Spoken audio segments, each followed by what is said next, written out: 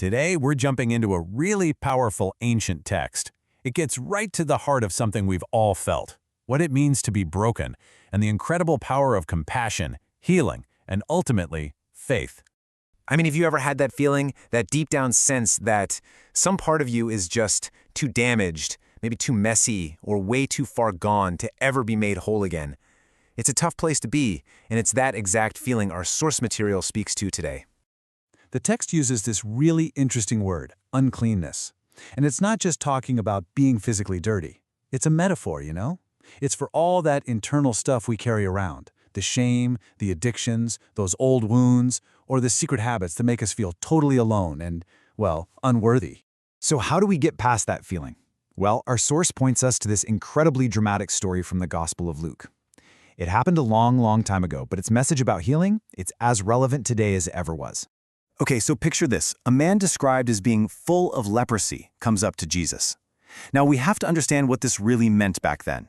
This guy wasn't just sick. He was a complete outcast from society. He was considered ritually unclean, forced to live by himself. He was quite literally an untouchable. And just listen to what he says. That's not a demand. It's not a complaint.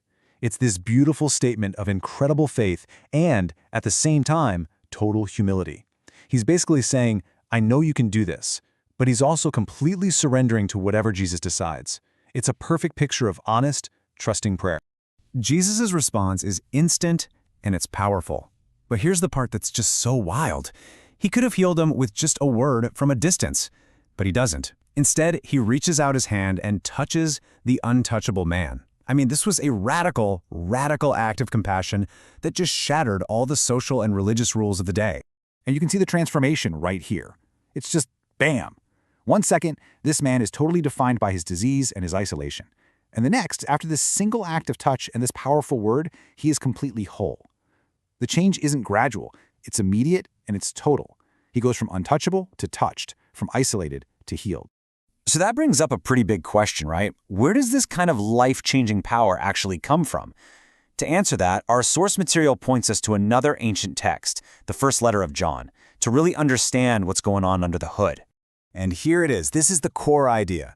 The source tells us that the power to overcome all the brokenness in the world, whether that's a disease, a sin, or a deep shame, it's all fueled by faith. And this belief isn't just a passive thought, it's the active ingredient for victory. This victory gives us access to something the source calls eternal life.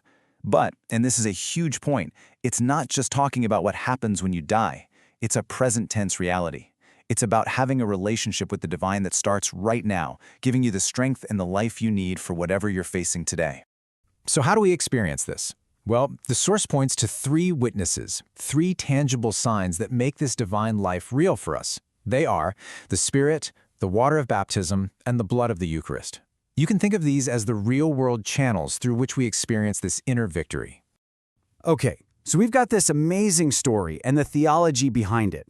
What does it all mean for you and me right now?